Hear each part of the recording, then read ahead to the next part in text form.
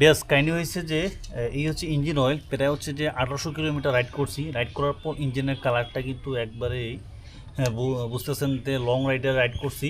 আর দেখেন কালারটা, এই যে কালারটা 1800 কিলোমিটার রাইড করার পর কালারটা কেমন আছে একটু বলবেন। আমার মতে হচ্ছে যে কালার কিছুটা ভালো আছে কিছুটা। সো আপনারা একটু কমেন্ট করবেন যে আসলে এই কালার কি ভালো আছে না খারাপ আছে।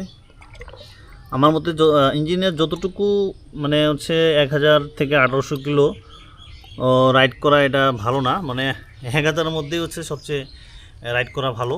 1000 থেকে 1200 আজ রাইড করলে 1500 কিলো, কিন্তু তবু ইঞ্জিনের পারফরমেন্স খুব ভালো ছিল, মানে একবারে যে খারাপ তা না, খুব ভালো। দেখেন ইঞ্জিনের কালারটা, ইস এটা তো ভর্তি হয়ে গেছে, আমি তো বিপদে পড়ে গেছি।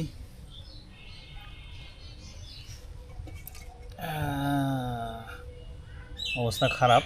যাই হোক, এটা পরে আরেকটা দিয়ে দিতে হবে, না দিলে তো হবে না। এই হচ্ছে কালার।